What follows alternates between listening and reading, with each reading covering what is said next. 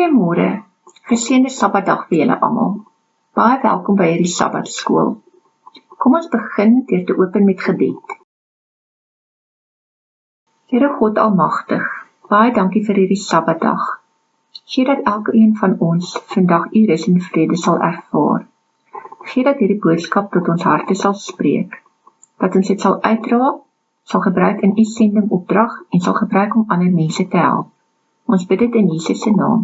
Amen. Die onderwerp wat ons vandag gaan aanspreek is 'n moeilike onderwerp. Dit is ook 'n onderwerp wat baie aandag gekry het tydens die Grendeltydperk. Dit is gesinsgeweld. In die Adventiste Kerk lê ons klem hierop op die End It Now Emphasis Day. Hierdie dag verskyn op die Adventiste kalender op die 4de Sabbatdag van Augustus elke jaar. Vanjaar vind dit plaas op die 22ste Augustus. The End It Now Key Campaign message lees as volg. Domestic violence has been documented as a major issue within the Seventh-day Adventist Church.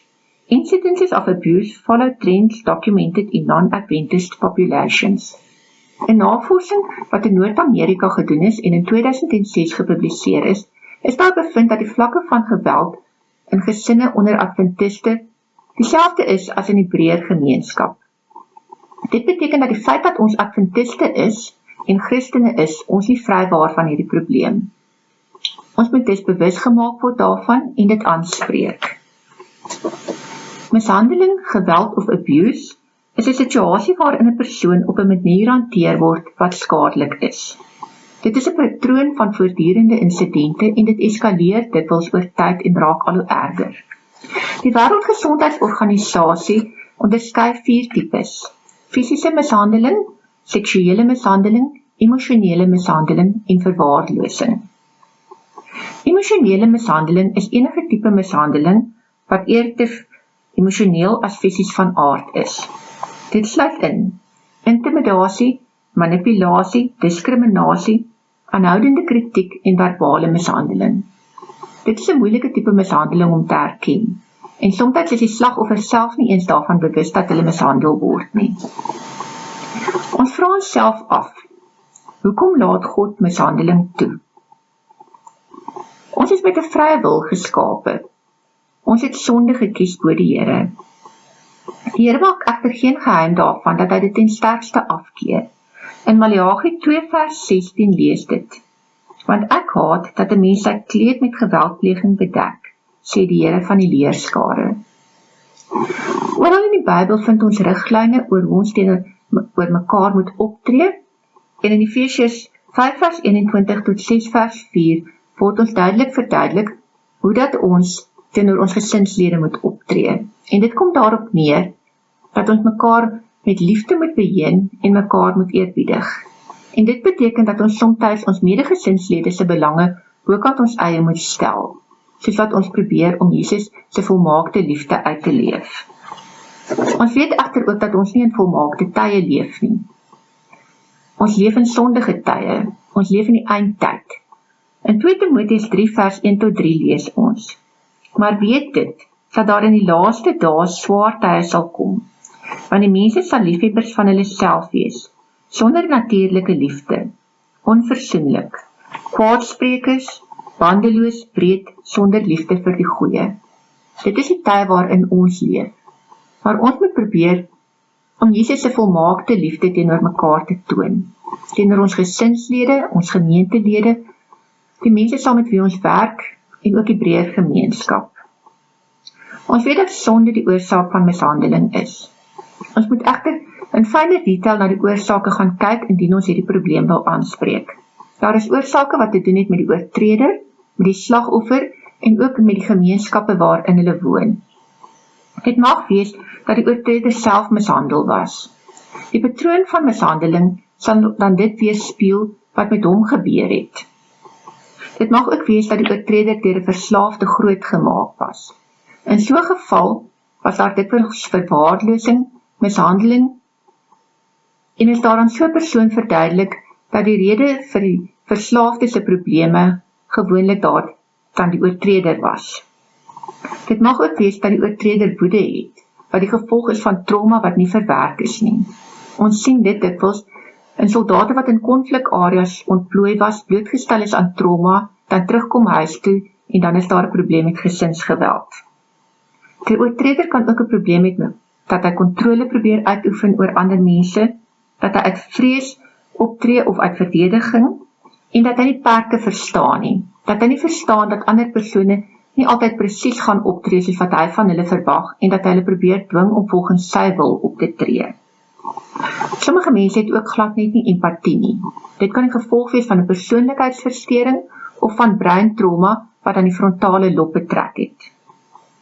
In sekere gevalle is dit dat die oortreder uitgeput is. Ons sien dit byvoorbeeld in 'n jong ma met jong kinders wat 'n breekpunt bereik. Een van die belangrike probleme wat veroorsaak dat mishandeling plaasvind is die media. Ons word aan ongelooflike vlakke van geweld blootgestel op TV, in flieks en in koerante. Soveel so dat ons later aan dit as normaal ervaar en dink dit is hoe ons behoort op te tree. Dit is dus baie belangrik dat ons onsself daarvan beskerm en veral ook ons kinders. Oorsake van mishandeling wat met die slagoffer te doen het, kan wees dat die slagoffer uit 'n agtergrond uitkom waar daar mishandeling was en dat hulle dit as natuurlik ervaar, dat hulle dink dat dit is maar hoe dit moet wees. Dit is ook soms die geval dat die slagoffer disfunksioneel is en sielkundige probleme het, dat hy of sy codependent is of 'n enabler. En dit is baie interessant hoe dat die oortreder dan juist sulke mense uitsoek. Sommige groepe mense is ook hulpeloos, soos kinders, bejaardes en gestremdes. Hulle besef dikwels nie dat dit wat met hulle gebeur verkeerd is, en hulle het ook nie die vermoë om hulp te soek of hulle self uit hierdie situasie uit te verwyder. Dan is daar ook gemeenskappe waarin daar hoër vlakke van mishandeling plaasvind. Dit is dikwels gemeenskappe waar daar vinnige kulturele veranderinge plaasvind. Ons sien dan daar 'n toename in huishoudelike geweld.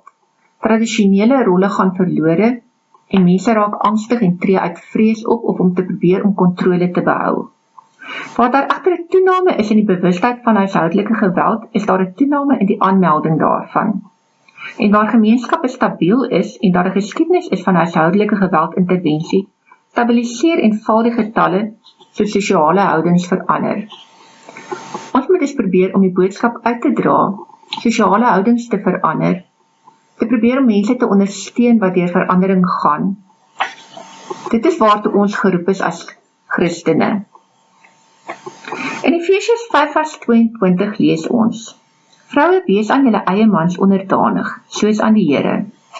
Hierdie teksvers is ongelukkig al tevore gebruik om mishandeling te regverdig.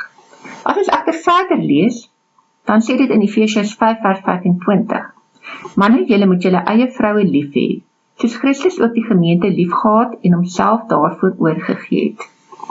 Dit beteken, as ons in leiersposisies in 'n gesin of 'n werksplek aangestel is, dan moet ons met soveel liefde optree teenoor die wat onder ons is, dat ons bereid sal wees om onsself vir hulle te gee. Indien jy iemand so lief het, sal jy hom koester en nie mishandel nie. 'n Leier is iemand wat voorsien in die behoeftes van sy volgelinge. In Lukas 22, vers 26 en 27, lees ons waar Jesus sê: En wie 'n leier is, soos een wat dien, maar ek is onder julle soos een wat dien. As ons dus as 'n leier aangestel is oor ons kinders, of oor ons vrou, of oor mense by die werkplek, dan is ons eintlik daar om in hulle behoeftes te voorsien en hulle te dien. In 1 Johannes 4 vers 18 lees ons ook: Daar is geen vrees in die liefde nie, maar die volmaakte liefde dryf die vrees buite. Ons moet na hierdie volmaakte liefde streef. Wat is die impak en die effekte van mishandeling? Dit veroorsaak trauma en dit affekteer verskillende mense verskillend. Dit kan 'n persoon verander, dit kan verander hoe 'n persoon ander persone en situasies beskou en reageer, en dit kan langtermyn effekte op gesondheid en welstand hê, fisies, sielkundig, sosiaal en seksueel. Slagoffers leef gewoonlik dan in konstante vrees. Hulle is alleen, hulle het 'n swak selfbeeld, hulle is skaam en het skuldgevoelens. Hulle sukkel om ander te vertrou en vriende te maak en te sosialiseer. Daar's verhoudingsprobleme, emosionele probleme, geestesgesondheidsversteurings, middelmisbruik, eetversteurings, terugflitse en nagmerries en swak beheer oor emosies. Daar is ook godsdienstige gevolge.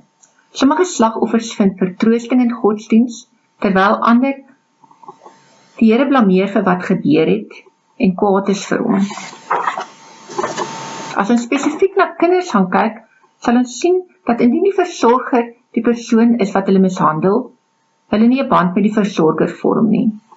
Hulle het vertraagde mylpale of ondergaan regressie, hulle het 'n swak selfbeeld, swak selfvertroue, is uitermate skaam, het gedragsprobleme en later in hul tienerjare ontwikkel hulle geestesgesondheidsversteurings, depressie, angs, selfdoodgedagtes, eetversteurings, skizofrenie en middelmisbruik. Hulle kan ook akute en kroniese gesondheidsprobleme hê. Hoe hanteer ons hierdie probleem? In die eerste plek moet ons dit herken, dan moet ons dit aanspreek, en ons moet ook besef dat daar sekere wetlike oorwegings is. Hoe herken ons dit? Daar mag dalk neusplekke wees, gebreekte bene, herhaalde beserings. Die slagoffer kan uitermate stil wees, veral wanneer hy in die geselskap van die oortreder is. Die slagoffer word dikwels nie toegelaat om partytjies by einkomste of gebeurtenisse by te woon nie. Hy word geïsoleer van familie en vriende. Daar is 'n gebrek aan mediese versorging. Hy het geen toegang tot bankrekeninge, kontant of kredietkaarte nie. Daar kan depressie of angs wees waarvoor daar dan gewoonlik geen berading aangebied word nie. Alle besluitneming word gewoonlik alleenlik deur die oortreder geneem. Indien jy so 'n persoon vra om by aktiwiteit betrokke te wees, kan hy baie angstig raak. Daar is 'n algehele onderdanigheid aan die oortreder. Ons word nie noodwendig geroep om professionele berading aan slagoffers te gee nie. Dit moet liewerste gelaat word vir die professionele mense, maar ons word geroep om 'n first responder te wees. 'n First responder is 'n vriend. Jy moet vertroue vestig. Jy mag nooit die persoon se probleme sonder sy toestemming met ander mense bespreek nie. Moedig professionele berading aan, maar nooit berading vir paartjies, indien jy vermoed dat daar mishandeling tussen die twee persone plaasvind nie. Bied hulp aan in die vorm van ondersteuning, informasie in verband met mishandeling, informasie in verband met hulpbronne en vervoer. Moet nooit probeer om iemand te forceer om iemand anders te verlaat nie. Moet nooit met die oortreder redeneer nie. Jy kan die situasie vererger en dit kan lewensgevaarlik raak. Indien die persoon se veiligheid op die spel is en hy willig in, lig die polisie in. Vroue moet vrouens bevriend en mans mans. Moenie te betrokke raak nie en moet nooit sonder die persoon se toestemming na 'n leraar of beraader gaan nie. Met ander woorde, wees 'n vriend en help waar daar hulp nodig is. Maar wees versigtig om nie die situasie erger te maak nie. In sommige gevalle is skeiding nodig.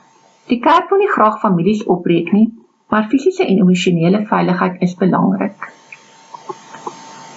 Tydelik of permanente skeiding skep veilige plekke waar herstel kan begin en wanbalanse aangespreek kan word.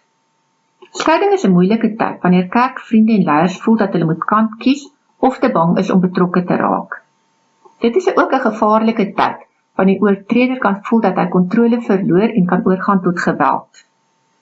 Veilige wyse en deernisvolle strategie is nodig om beide partye te ondersteun. Die Here het die gesin daar gestel as 'n heilige instelling, maar soms raak dit baie gevaarlik in 'n gesin. En dan moet ons besef dat ons nie moet oordeel nie. Johnny Lawrence sê in Domestic Violence in Our Church op bladsy 127 die volgende: Not even Christ stuck around to be abused and perhaps even killed, disappearing out of a crowd on more than one occasion when harm was imminent. Met ander woorde, ons moet verstaan dat skeiding partykeer nodig is. Ons moet nie oordeel, want ons weet nie altyd wat agter die skerms aan die gang is nie, maar ons moet ondersteun. Ons moet ook deur God se oë na hierdie saak kyk. Ons moet onsself afvra, wil hy die oortreder straf of wil hy hom eerder genees? Ons moet God se karakter verstaan. God se liefde fluktueer nie volgens mense se optrede nie. Ons is almal die Here se kinders en hy het ons almal lief En soos ons gesien het, is daar gewoonlik redes waarom 'n oortreder begin om iemand te mishandel. En dat hy dikwels self trauma beleef het wat aangespreek moet word. Ons moet ook vergewe. In Matteus 18 vers 22 lees ons, vergewe 70 maal 7. Maar dit beteken nie dat ons die oortreder noodwendig weer moet vertrou of ons moet blootstel aan 'n situasie wat gevaarlik is nie. Johnny Lawrence skryf ook, some believe that God will be angry at the wicked as they die in the last day, but those are his children who have chosen not to accept his love. God does not change. His love for them remains. Ons moet dus liefde toon aan beide die oortreder en die slagoffer en probeer om in beide se belang op te tree, terwyl ons die slagoffer se veiligheid probeer verseker. Die doel van ons Sabbatskool is om Bybelstudie te doen, na onderwerpe te kyk en dit dan te gebruik in ons uitreik na die gemeenskap en ons sendingwerk. Wat word van ons verwag in hierdie situasies? Ons kan 'n ondersteuningsgroep in ons huis begin. Ons kan onsself begin opvoed en bewusmaking van die onderwerp. Ons kan die uitnooi wat geïnteresseerd is vir 'n boekbespreking. Ons kan vra en ons kan antwoorde probeer vind. Ons moet mishandeling erken en dan moet ons 'n first responder wees. Ons moet besef die Here plaas ons waar hy ons wil gebruik. Een van my gunsteling teksverse is Ester 4 vers 14, waar Mordegai vir Ester sê, want as jy nou werklik swyg, sal daar van 'n ander kant af verligting en redding vir die Jode tot stand kom, maar jy en jou familie sal omkom, en wie weet of jy nie met die oog op 'n tyd soos hierdie tot die koninklike waardigheid geraak het nie. Ons moet besef, dat daardie plek waar ons vandag in die lewe is presies waar die Here wil hê dat ons moet wees, dat daar vir ons 'n werk is. En wanneer ons mishandeling vermoed en dit erken, dan moet ons dit aanspreek op 'n veilige manier. Dit is dalk wat hy van ons verwag. Dit is dalk daai siel of twee wat hy wil hê wat ons moet red. Die Here wil nie hê dat enige iemand mishandel moet word nie. In Jeremia 29 vers 11 lees ons, want ek weet watter gedagtes ek aangaande julle koester, spreek die Here. Gedagtes van vrede en nie van onheil nie, om julle 'n hoopvolle toekoms te gee. Ek wil julle met hierdie gedagte laat. In Japan, wanneer 'n bak breek, word dit weer aan mekaar gesit en die krake word met goud gevul om pragtige lyne te vorm. Dit beklemtoon die pragt in wat eens gebreek was. Daar word geglo dat wanneer iets skade gelei het en 'n geskiedenis het, maak dit mooier en dat dieselfde vir mense geld. Alles wat jy beleef het, maak jou nie slegter nie, alhoewel dit so mag voel. Jy is nie onherstelbaar beskadig nie.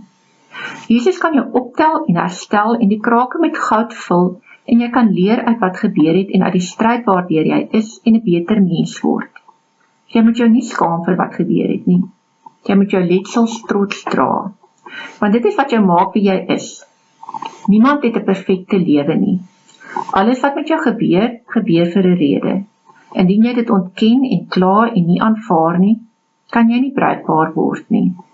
Dit is jou besluit om Jesus toe te laat om die krake met goud te vul en iets aakligs in iets inspirerends te verander. Kom ons sluit met gebed. Here, U weet dat elkeen van ons krake het. Tel ons asseblief op, maak ons asseblief heel. Vul die krake met goud en gebruik ons. Ons bid dit in Jesus se naam. Amen.